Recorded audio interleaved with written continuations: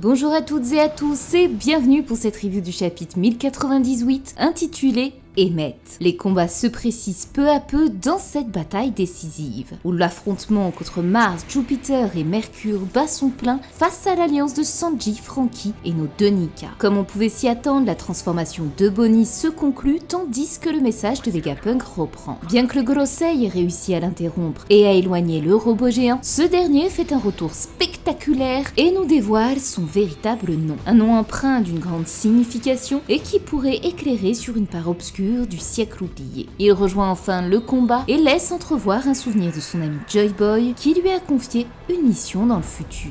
Mais de quoi s'agit-il exactement? Là est toute la question et c'est donc dans cette vidéo qu'on va tenter d'y répondre. Ça fait plusieurs semaines que j'avais pas fait de review, alors il était temps que je reprenne du service. Je suis très heureuse de vous retrouver, j'espère que vous allez bien et pour fêter ce retour, je vous invite dès à présent à exploser les likes, vous abonner à cette chaîne si c'est pas déjà fait et le meilleur pour la fin comme toujours, laissez votre plus beau cœur en commentaire car c'est toujours et bien évidemment la plus belle des récompenses. Je vous remercie sincèrement, mais avant de plonger dans l'analyse de ce chapitre, laissez-moi vous présenter Emma Matla. Si Enies Lobby est surnommée l'île qui ne dort jamais, c'est probablement parce que ses habitants n'ont jamais eu le privilège de goûter au confort inégalé de leur matelas primé en mousse à mémoire de forme, ni la douceur des couettes et oreillers moelleux d'Emma Matla. Rendez-vous sur le site emma.fr pour sélectionner votre configuration de rêve et faire de vos nuits un véritable havre de paix. Comme moi, optez pour le matelas Hybride Plus, le surmatelas réversible ou encore les draps ou 100% coton pour découvrir toutes les facettes du bien-être. Ces produits de haute qualité incluent un matelas adapté à tous, bénéficiant d'une technologie de mémoire de forme qui ferait pâlir de jalousie Yomo, le ming qui servait de lit à Nami. Il faut dire que Yomo, lui, ne profite pas des 5 zones de soutien développées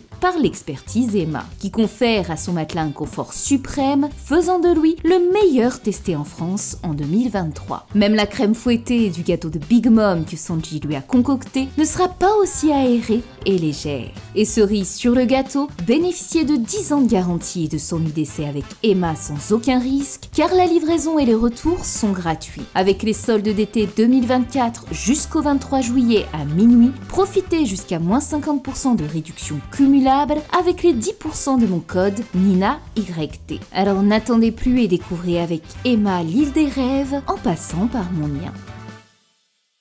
Commençons d'abord par cette mini-aventure sur Wano qui me passionne toujours autant. Après 8 chapitres, le pèlerinage de Yamato débute enfin. Elle quitte la capitale des fleurs pour rejoindre le désert de Kibi et se voit malmenée par 3 enfants qui lui jettent des pierres car ils détestent Kaido. Alors forcément pour certains il n'y a rien de palpitant à s'arrêter sur cette cover. Pourtant là encore, Oda démontre une fois de plus toute l'importance et les conséquences du fléau que représente l'héritage. L'arc Wano a mis en lumière les multiples facettes de la vengeance et du droit du sang. Orochi et Kaido ont tyrannisé tout un peuple pendant plus de 20 ans, utilisant la propagande et la calomnie contre les Kozuki pour manipuler l'esprit des enfants, leur enseignant que ce clan était maléfique, tandis qu'Orochi se présentait comme le héros du pays des Wa. Or, après la défaite de ces deux despotes, une grande part de vérité a été rétablie et les enfants ont ainsi compris que les véritables ennemis étaient Kaido et Orochi, ce qui explique désormais pourquoi Yamato, fille ou fils de Kaido, se voit aujourd'hui chassé par ses enfants. Mais ce que démontre cette cover est qu'une fois encore, l'être humain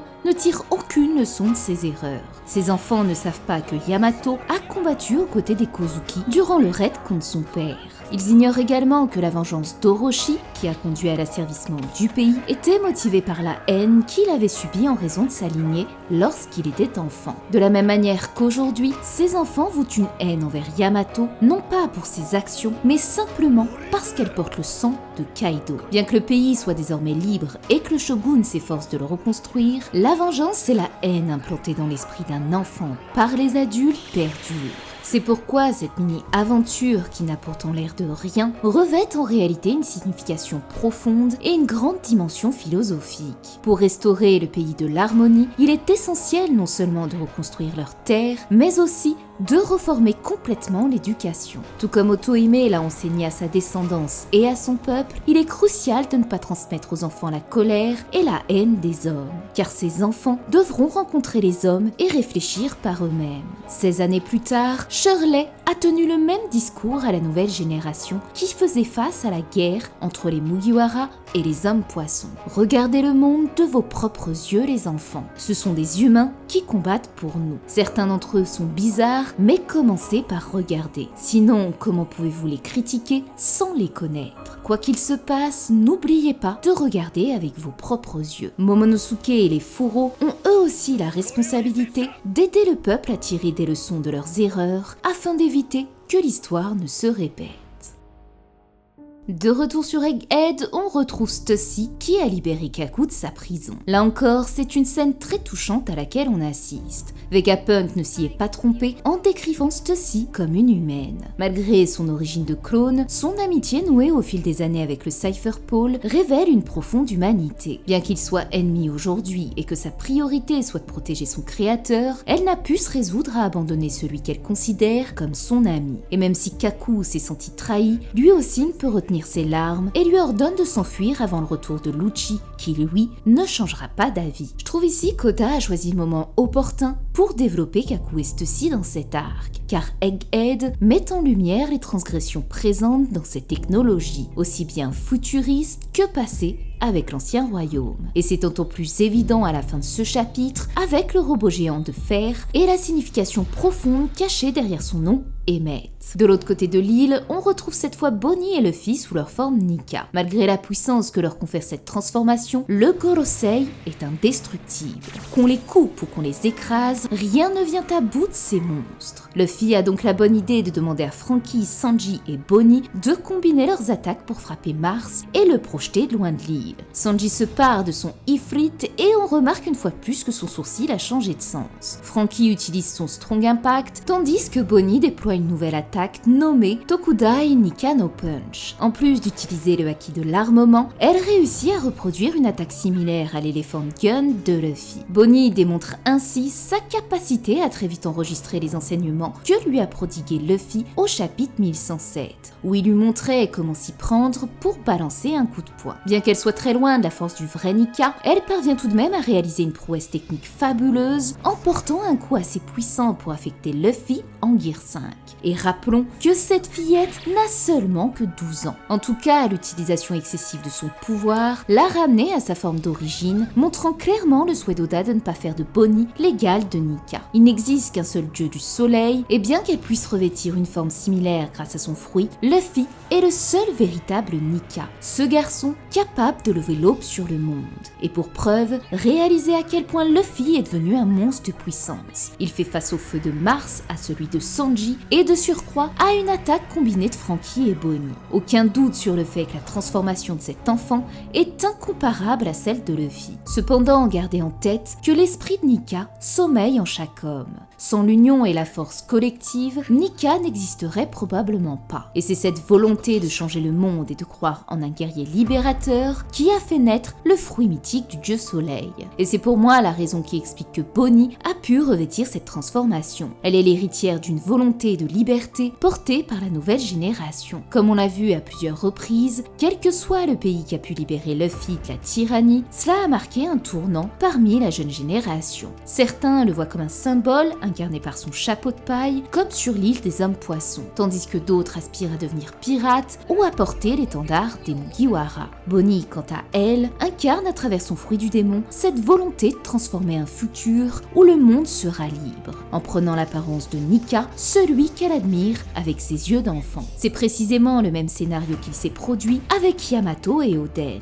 L'admiration qu'elle portait à cet homme depuis son enfance à travers son journal lui a donné la force de briser ses chaînes, de marcher sur les traces de son modèle d'autrefois et de façonner sa propre histoire aujourd'hui. Que ce soit l'épopée de Nika inscrite dans les fables d'Elbaf ou le journal d'Oden, ces récits entre les mains d'un enfant se métamorphosent en contes fabuleux. Ils permettent aux enfants de voyager, d'explorer leur imagination et de croire en leurs rêves, les aidant ainsi à transcender la tyrannie qui les oppresse. C'est pourquoi Bonnie, sous l'apparence de Nika, se projette probablement dans un futur proche. Un futur où elle aura véritablement 22 ans et où Luffy aura libéré le monde.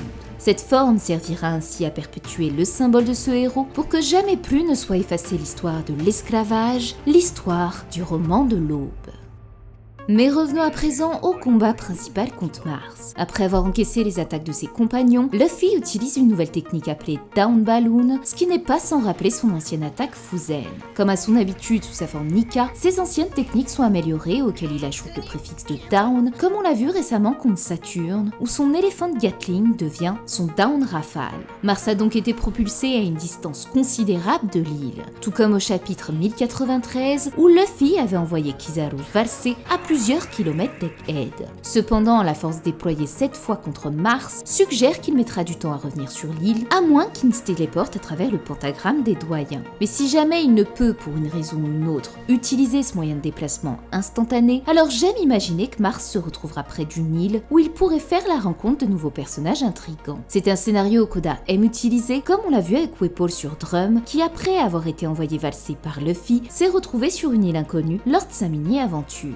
Tout comme Baggy par ailleurs, qui se retrouva sur un radeau pour rejoindre plus tard l'île où vit Gaemon. C'est pourquoi il serait intéressant d'imaginer que Mars rejoindrait une île que nous connaissons comme la Ruche ou Winter Island, soit une île inconnue mais qui révélerait une partie intéressante sur l'histoire du siècle oublié comme d'anciens vestiges sous-marins. Mais bon, gardez tout de même à l'esprit qu'à la différence de Wapol et Baggy, ou même parmi tous les membres du Gorosei, Mars peut voler. Il est donc difficile d'imaginer que l'attaque de Luffy puisse le séparer bien longtemps des autres doyens. En tout cas, 4 membres du Gorosei sont toujours debout. Et bien qu'ils pensaient avoir stoppé le message de Vegapunk en expulsant le robot géant au fond des océans, ce dernier se réveille à nouveau et permet de réactiver la diffusion. Vegapunk complète ainsi son précédent discours. Rien de ce genre. C'est pourquoi on pourrait la qualifier de volonté. Et à ceux qui ont souffert à cause de ça, je ne peux que prier pour que ma voix vous atteigne. Ici, Oda nous lance véritablement dans un jeu d'énigmes, où il nous faut compléter et déchiffrer les phrases de notre cher scientifique. Et là, je dois admettre que ça devient un peu compliqué. On va donc revenir rapidement sur tout ce qu'il a pu dire, et tenter de compléter au mieux, selon moi, les mots manquants de Vegapunk. Au chapitre 1117, il disait « Pour finir, j'aimerais adresser un message à ces individus disséminés aux 4 coins du monde, et dont le nom contient le dit. Parmi vous se trouve Mo, 3 petits points. En japonais, le terme Mo peut signifier à la fois aussi ou faire référence à un nom commençant par Mo, comme par exemple Monkey. Le parmi vous signifie pour moi qu'il y a une personne bien spécifique visée par Vegapunk. C'est pourquoi je pense que Mo signifie aussi et se complète par « il y a aussi un élu capable de sauver le monde de cette tragédie ». Car il faut garder à l'esprit que le message du scientifique s'adresse au peuple mais concerne surtout un futur apocalyptique. Il serait donc logique qu'il tente de rassurer le monde, lui faisant savoir qu'un sauveur est parmi eux. La suite de son message reprend courtement au chapitre 1118 où il dit ce nom, pour se poursuivre aujourd'hui dans ce chapitre en indiquant rien de ce genre. C'est pourquoi on pourrait la qualifier de volonté. Je pense donc que la phrase complète était « Ce nom n'a pas été hérité par le sang, rien de ce genre ». C'est pourquoi on pourrait la qualifier de volonté. Ici, ça rejoindrait ce qu'a pu dire Ace à Sabo, lui indiquant que lui aussi pouvait s'appeler Sabody. Enfin, Vegapunk conclut « Et à ceux qui ont souffert à cause de ça, je ne peux que prier pour que ma voix vous atteigne ». Je pense qu'ici, Vegapunk doit être conscient que beaucoup ont vécu en cachant leur nom, comme on l'a vu avec l'eau. Mais surtout, il comprend que porter ce nom représente un lourd fardeau à travers l'histoire. Est-ce un don ou une malédiction? Dans les deux cas, cette lettre est en quelque sorte l'équivalent de prononcer le nom de Voldemort dans Harry Potter. Preuve en est, dès lors où Cobra révéla le nom de Nefertari dit Lily, il entra dans une colère noire et le transperça d'une flèche. Car comme elle l'a souligné, les dits sont leurs plus grands ennemis. Vivre avec cette simple lettre fait donc de vous des parias aux yeux de ceux qui gouvernent le monde aujourd'hui. Les porteurs de cette lettre ont bien comme destinée de détruire le monde, comme le disait autrefois Corazon. Ils sont ceux capables de déclencher cette apocalypse prédite par la science. Et le jour où ces démons affronteront à nouveau les dieux, cette fois, l'élu de la prophétie qui se trouve parmi eux se dressera pour véritablement lever l'aube sur le monde et faire résonner les tambours de la liberté.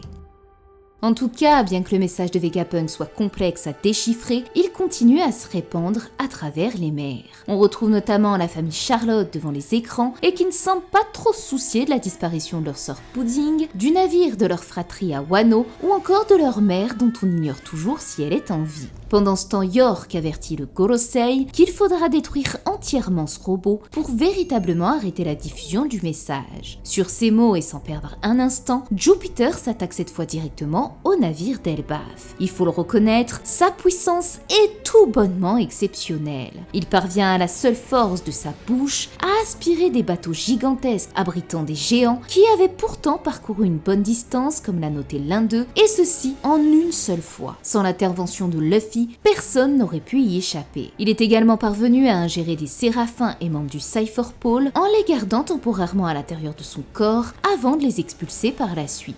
Imaginez alors ce qui pourrait se trouver à l'intérieur après tant d'années. Est-ce qu'en reprenant sa forme humaine, les choses qu'il ingurgisse restent, ou ne peut-il les garder que quelques minutes avant de les recracher, ce qui explique l'expulsion des séraphins et du Cypher Pole. Il faut tout de même prendre en compte le fait que ces séraphins étaient contenus dans des bulles en granit marin, ce qui pourrait justifier cette expulsion, tandis que de l'autre, ça confirmerait que le Gorosei serait des utilisateurs de fruits du démon. En tout cas, on note un détail intéressant concernant son pouvoir, puisqu'il s'associe à l'air, l'élément de prédilection de la planète Jupiter. Ainsi, les 5 doyens semblent bel et bien être assimilés aux 5 éléments. Mars pour le feu, Vénus pour l'eau et la glace, tandis que Mercure pourrait être associé à la terre et Saturne pour le poison. Et si je vous parle de cela, c'est pour une bonne raison, car le nom du robot Emmet est grandement lié à ces 5 éléments. Et c'est justement vers lui que nous nous dirigeons. Après que Luffy ait réussi à éloigner Mars puis frapper Jupiter, c'est au tour de Mercury d'entrer en scène. Armé de ses longues défenses, il s'apprête à charger et foncer droit sur le navire des géants. Mais c'était sans compter l'arrivée inespérée d'un sauveur. Le géant de fer surgit des eaux et frappe avec une force titanesque Mercury jusqu'à briser l'une de ses défenses. Ainsi, le chapitre se conclut par la stupéfaction des géants et les yeux illuminés de Luffy. Tandis que la voix de Joy Boy résonne, Emmet, le moment est venu. Eh bien, quelle fin de chapitre! J'ai adoré cette double page mettant en scène le retour triomphal du robot de fer et le coup infligé à Mercury. C'est particulièrement satisfaisant car c'est bien lui qui, au chapitre 1117, avait précipité le géant sous les eaux. Il y a donc beaucoup de choses à dire concernant cette scène finale, à commencer par Mercure et son pouvoir. Il était sur le point de rejoindre la mer pour frapper le navire des géants. Or, si le Gorosei sont des utilisateurs de fruits du démon, ça semble assez insensé. Bien qu'on puisse envisager qu'il allait prendre ce risque et qu'une partie de l'eau aurait pu l'affaiblir, ça suggère aussi que les 5 doyens ne sont peut-être pas des utilisateurs de fruits du démon, mais bien des entités démoniaques. Alors c'est une théorie que j'avais longuement développée par le passé, où je vous expliquais qu'ils seraient pas humains, mais bien des créatures d'Ym. Là où les fruits du démon, comme celui de Nika, seraient nés des songes, le pouvoir du Gorosei serait né des cauchemars. Je vais donc pas revenir là-dessus car il y a encore beaucoup de choses à dire sur cette dernière page. À commencer par la puissance de ce robot géant. Si jusqu'ici il a pu sembler inutile, sa force de frappe est exceptionnelle. Même le Gear 5 de Luffy n'a pas réussi à blesser Mercure alors que le robot est parvenu à briser une de ses défenses. Reste à savoir si Mercury va pouvoir se régénérer comme l'ont fait Saturne et Jupiter, là est toute la question. Si ce n'est pas le cas, le robot aurait alors percé le secret des 5 doyens. Et il se pourrait bien qu'il tire cette puissance du métal dont il a été forgé. Reste à découvrir de quel matériau cette machine est constituée. Franky, par exemple, a utilisé du Weapon Metal pour la construction du Iron Pirate Franky Shogun. Quant au robot de l'ancien royaume, son nom complet est Iron Giant. Si le Weapon Metal n'existait pas il y a 900 ans, d'autres matériaux ont été créés, à commencer par les poneglyphes, ces pierres indestructibles ayant survécu à la guerre du siècle oublié, ainsi qu'au granit marin capable d'affaiblir, voire d'annuler les pouvoirs des fruits du démon. Si le corps du robot était recouvert de granit, ça pourrait indiquer que les 5 doyens sont effectivement des utilisateurs de fruits du démon. Mais bien que le granit soit puissant, ça n'explique pas pour autant la solidité et la robustesse de ce robot ayant vécu il y a 900 ans. C'est pourquoi je me suis intéressée à un matériau mentionné une seule et unique fois dans l'œuvre, le métal saké. En plus de s'associer à une chanson pirate de légende, le Binks no Sake, ce minerai rare était présent dans les armes de Dressrosa, comme l'expliquait Koala. Mais ce qui m'a convaincu à l'idée que le robot géant soit fabriqué à partir de ce minerai réside simplement dans la traduction du métal saké, qui peut signifier le minerai de fer ou fer à saké, ce qui expliquerait pourquoi il est appelé le géant de fer. Mais outre l'aspect de puissance, c'est surtout, et une fois encore, une mise en lumière de la redoutable technologie qui existait durant l'Ancien Royaume. Bien que Vegapunk se rapproche de cette technologie, il est encore loin de la surpasser, comme le prouve la destruction du Vegaforce par un simple amiral. Si ce géant de fer démontre un pouvoir aussi grand, imaginez alors celui des armes antiques. Ce qui va nous conduire à une question cruciale, comment les 5 doyens parviendront-ils à détruire cette machine alors qu'ils ont échoué il y a 900 et 200 ans? Car oui, comme l'indique York, pour arrêter définitivement la propagation du message de Vegapunk, il est impératif de détruire ce robot. Pour répondre à cette question, il va donc falloir étudier ce bref flashback entre Joy Boy et ce géant de fer dont on découvre le véritable nom, Emmet. En hébreu, Emmet signifie vérité et est traditionnellement associé au golem. Dans la littérature, ils sont souvent considérés comme les précurseurs des robots en raison de leur similitude en tant qu'être artificiel créé pour servir les humains. C'est pourquoi le mot robota signifie travail forcé ou esclave en vieux slave, tandis que golem désigne une créature artificielle animée par des moyens mystiques dans la tradition juive. Ainsi, donner à ce robot futuriste le nom d'un golem, décrit comme les premiers robots de l'ancien temps, témoigne une fois encore d'une grande finesse de la part d'Oda. Mais vous allez voir que l'histoire d'Emmet est d'autant plus fascinante qu'elle pourrait révéler la part sombre de l'histoire du siècle oublié. De nombreuses œuvres ont utilisé ce nom dans leurs récits, l'associant généralement à un golem. La première mention provient de la tradition juive, notamment dans la Kabbale, à travers le récit du golem de Prague. Cette ancienne légende relate l'histoire du Maharal qui décida un beau jour de créer un golem à l'aide d'expériences kabbalistiques pour protéger la communauté juive de sévères persécutions. Pour donner vie à une telle créature, le rabbin s'entoura de ses assistants pour modeler un corps d'argile en utilisant les 4 éléments fondamentaux. La dernière étape consistait à écrire le mot Emmet soit sur son front, soit sur un parchemin qu'il glissa dans la bouche pour lui donner vie. Immédiatement, la créature s'anima et attendit les instructions de son créateur. Le Maharal lui ordonna alors de veiller sur les Juifs, de les protéger et de les aider dans toutes leurs tâches, sauf le jour de Shabbat. Ce golem avait la particularité de pouvoir être désactivé en effaçant la lettre E du mot Emmet, laissant ainsi le mot Met qui signifiait mort. Mais un jour, le rabbin oublia d'effacer cette lettre. Et ainsi, le golem continua d'agir pendant le jour de Shabbat, semant la terreur parmi la population. En réaction, l'empereur convoqua le rabbin et lui demanda de détruire la créature d'argile, promettant en échange sa protection. Seul problème, le golem était invincible. Il ne pouvait qu'être activé ou désactivé. Le rabbin prit alors la décision de dissimuler cette créature, faisant croire à sa disparition en effaçant la lettre E de son front. Depuis lors, le golem n'a jamais refait surface et l'empereur tenu parole en protégeant la communauté juive. La légende raconte que bien que le golem soit oublié, il demeure caché quelque part dans les cryptes de la ville, attendant le jour où un kabbaliste le réveillera à nouveau. L'histoire du golem de Prague rappelle donc grandement celle du géant de fer dans One Piece. Désactivé et abandonné durant des siècles, ses véritables origines demeurent un mystère. Cependant, la légende juive raconte que le créateur du golem lui avait confié la mission de protéger un peuple soumis à la tyrannie. Ce qui pourrait symboliser que Joy Boy serait peut-être bel et bien le créateur du géant de fer, lui ayant donné l'ordre de protéger dans le futur les peuples opprimés par ceux qui ont détruit l'ancien royaume. Ce qui expliquerait son réveil actuel et la phrase de Joy Boy lui indiquant que c'était le moment pour lui d'intervenir. Comme les séraphins dotés d'une puce de commandement, Joy Boy aurait réussi à programmer 900 ans à l'avance l'activation de ce robot géant pour le jour promis, le jour où Nika reviendrait pour apporter l'aube sur le monde.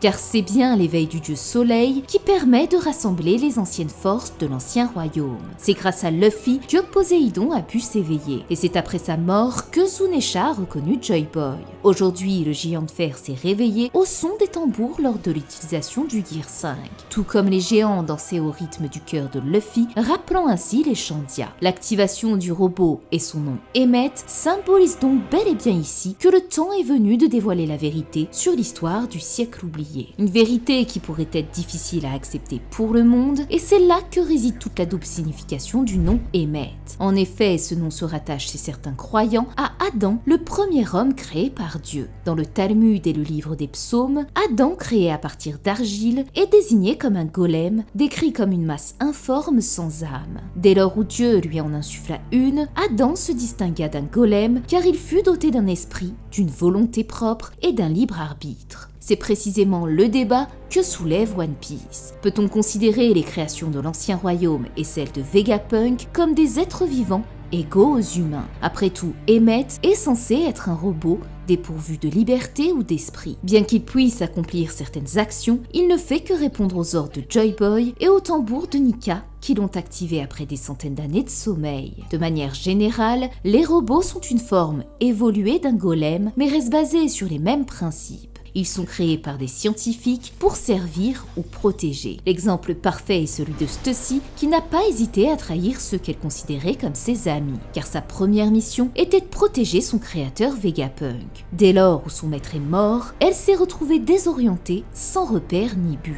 Les créations de Vegapunk et de l'Ancien Royaume partagent ainsi un point commun avec les golems. Elles illustrent le désir de créer et de donner vie à une créature dépourvue de libre arbitre. Et c'est bien ici qu'est tout le problème. À travers son œuvre, Oda nous offre une toute nouvelle approche de la technologie. Bien que ces êtres soient des machines, tous reflètent pourtant une humanité profonde malgré leur nature mécanique.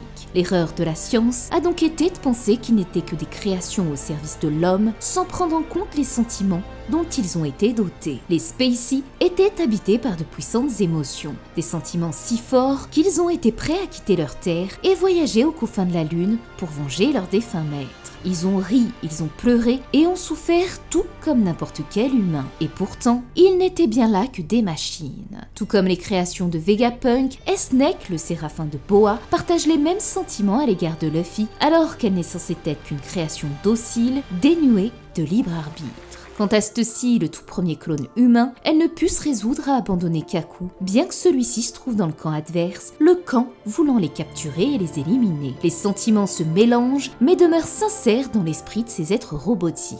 Bien qu'ils aient été initialement destinés à être des esclaves ou des serviteurs, le souffle de la vie les a dotés d'une âme, à l'instar de tout être vivant. Voilà le véritable objectif d'Oda à travers cette immense guerre qui se profile. Confronter l'humanité à la science et à ses erreurs. Une guerre se joue pour déterminer si la science peut et est en droit de dépasser ce que les croyants appellent Dieu. Dans l'histoire du golem, les sciences kabbalistes s'efforcent de percer les mystères de la création et de les reproduire afin de façonner un être artificiel à la fois puissant et docile. Cependant, dans la religion juive, la création d'un golem est généralement interdite, car elle revient à usurper le rôle du créateur en empruntant les pouvoirs divins pour insuffler la vie. Et c'est précisément ce que Ninji affirmait au sujet de Vegapunk, qui avait réussi ce qui n'était jusque-là réservé qu'aux dieux. Pourtant, Vegapunk l'a bien dit, sa science n'est nullement comparable à celle de l'Ancien Royaume. Imaginez alors ce que les hommes de cette nation ont pu créer avec une technologie bien supérieure.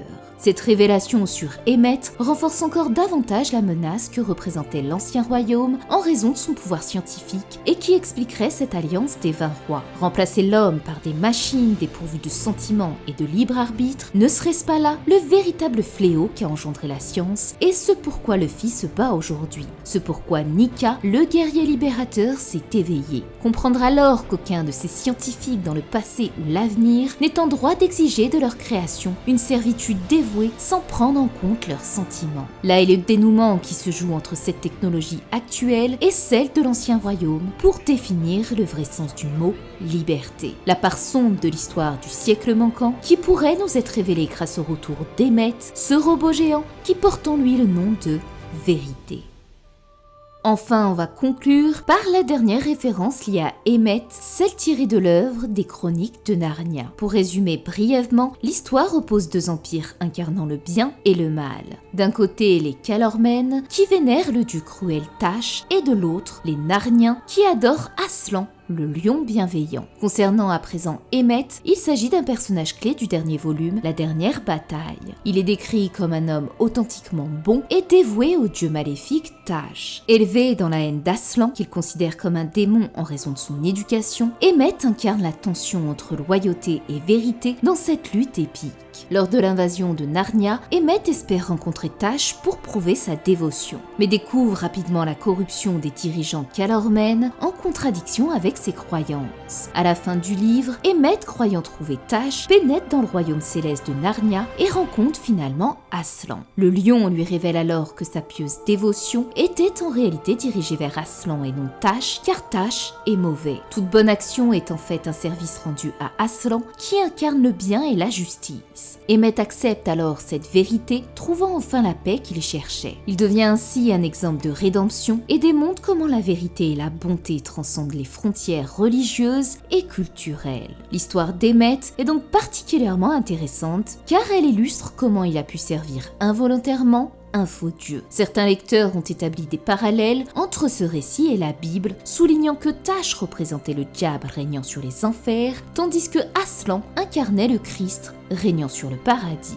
Le début de la Grande Guerre est marqué par une supercherie faisant croire qu'Aslan et Tash étaient la même entité appelée Tashlan, ce qui fait écho à l'Apocalypse biblique où l'Antéchrist tente de se faire passer pour le véritable Christ. Emmett voyait donc en Tash une figure christique alors qu'il s'agissait en réalité de l'Antéchrist. Et c'est cet infime détail qui m'a ramené à ma théorie des nerfs où je vous expliquais qu'Im était en réalité l'Antéchrist, d'où provenait son nom Nerona. Si Im a bien reçu l'opération de jouvence et de ce fait est immortel, alors cette strophe biblique prendrait tout son sens. De par son immortalité acquise et sa position de roi, les 19 autres royaumes auraient pu voir en elle le sauveur, le Christ. Alors qu'il s'agissait bien là de l'Antéchrist. Car l'Antéchrist trompera en faisant croire que le véritable Messie est un imposteur et qu'il est le vrai. Ainsi, Im aurait trompé le monde sur sa véritable identité. De cette manière, elle aurait eu main mise sur le trône et aurait manipulé les prophéties pour rallier les rois à sa cause et détruire l'ancien royaume.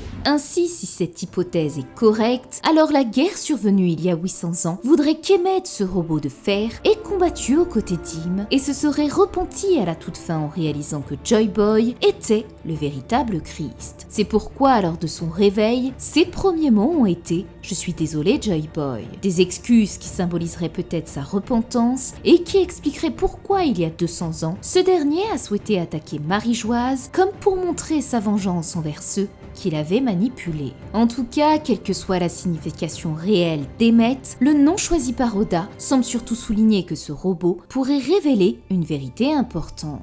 Mais avant cela, son objectif premier est d'agir et de protéger les Mugiwara. Ils sont plus proches que jamais de s'évader d'Egghead et les prochains chapitres seront décisifs de leur succès ou de leur échec. Emmett retient Mercure et risque même de retenir le reste du Gorosei pendant un long moment, tandis que Zoro et Jinbei font face à Vénus. Mars a été largement écarté du combat et seuls Jupiter et Saturne demeurent encore un obstacle en aidant Mercury. Il est difficile d'imaginer que tout se passera comme prévu. Après avoir révélé tant de choses dans son message, l'île de Vegapunk serait-elle détruite par l'intervention d'Imu et une arme antique? York a été formel à ce sujet. Pour stopper la diffusion du message, il faut entièrement détruire Emmett. Or, si le Gorosei n'y parvient pas, le roi siégeant sur le trône de Marie-Joise ne serait-il pas le ou la seule à pouvoir arrêter cette transmission en détruisant le robot? Comme je vous l'avais expliqué dans ma review du chapitre 1109, l'intervention d'Imu pourrait mener à une nouvelle ellipse dans One Piece. Une ellipse qui signerait surtout une brève séparation des Mugiwara en deux groupes. À l'image de l'arc Zou où le groupe de Zoro s'est rendu à Wano et celui de Luffy à Whole Cake Island, cette fois-ci, le groupe de Zoro et Nami bloqué par Vénus parviendrait à s'échapper et partirait peut-être à la recherche du dernier Rod Poneglyph, tandis que celui de Luffy prendrait la mer avec les géants pour rejoindre la nation antique d'Elbaf. Ainsi, le destin d'Egghead et des Mugiwara se joue bien là, maintenant. Le Gorosei de leur côté ne ménage pas leurs efforts et souhaite désormais éliminer tous les autres satellites de Vegapunk, excepté York, en plus de vouloir récupérer le Punk Record et Mother Flame. Lilith et Atlas vont-elles affronter York pour mener le message de Vegapunk jusqu'à la fin et aider l'équipage du Dieu Soleil à s'échapper, les seuls à pouvoir changer l'histoire? Emmett sera-t-il vraiment détruit ou Luffy va-t-il nous offrir une scène similaire à celle de l'épisode 1098 où il s'imagine prendre ses commandes? À l'image d'Oz opposer Moria quand ce dernier commandait directement le géant antique en étant à l'intérieur de son corps. En tout cas, une chose est sûre, nous sommes sur le point d'entendre la voix de Joy Boy pour la toute première fois lorsque ce chapitre sera adapté en anime. Et ça, c'est tout bonnement exceptionnel. La fin d'Egghead est imminente et la conclusion du message de Vegapunk marquera nos adieux à cette île futuriste qui nous a tant appris sur le passé du monde. La dernière île se dessine de plus en plus dans le brouillard, ce lieu où sommeille depuis 800 ans l'histoire du siècle oublié et qui symbolise aussi et surtout le tout dernier rempart pour découvrir le trésor du One Piece.